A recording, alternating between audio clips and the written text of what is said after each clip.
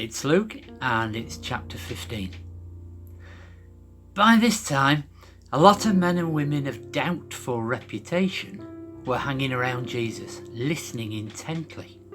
The Pharisees and religious scholars weren't pleased, not at all pleased. They growled, "He takes in sinners and eats meals with them, treating them like old friends." Their grumbling triggered this story. Suppose one of you had 100 sheep and lost one. Wouldn't you leave the 99 in the wilderness and go after the lost one till you found it?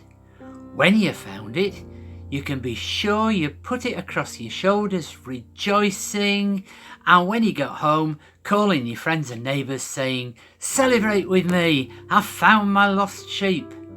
Count on it, there's more joy in heaven over one sinner's rescued life than over 99 good people in no need of rescue.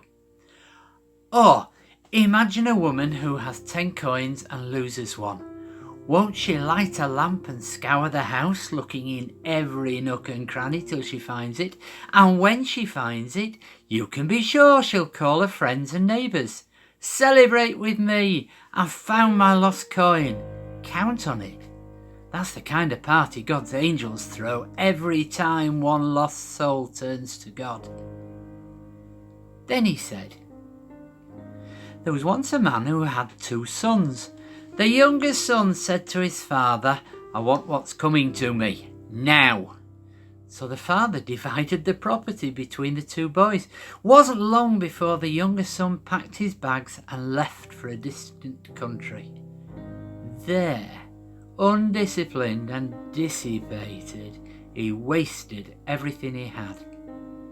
After he'd gotten through all his money, there was a bad famine all through that country, and he began to hurt. He signed on with a citizen there who assigned him to his fields to slop the pigs. He was so hungry he would have eaten the corn cobs in the pig slop, but nobody would give him any.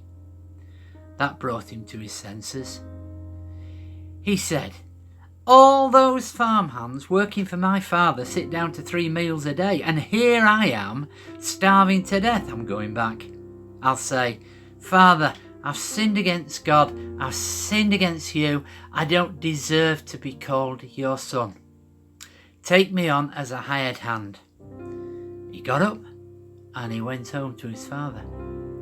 When he was still a long way off, his father saw him. His heart pounding, he ran out, embraced him, kissed him. The son started his prepared speech. 'Father, I've sinned against God, I've sinned against you, I don't deserve to be called your son ever again.' But the father wasn't listening.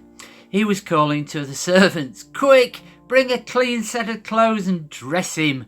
Put the family ring on his finger, sandals on his feet.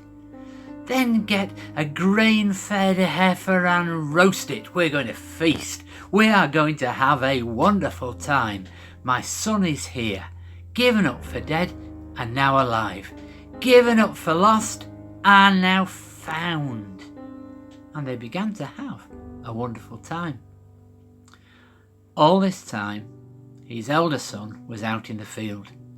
When the day's work was done, he came in. As he approached the house, he heard the music and dancing. Calling over one of the houseboys, he asked what was going on. 'Your brother came home. Your father has ordered a feast, barbecue beef, because he has him home safe and sound.' The older brother stalked off in an angry sulk and refused to join in. His father came out and tried to talk to him, but he wouldn't listen. The son said, 'Look how many years I've stayed here serving you, never giving you one moment of grief, and have you ever thrown a party for me and my friends? Then this son of yours, who's thrown away your money on whores, he shows up and you go all out with a feast.' His father said, 'Son, you don't understand.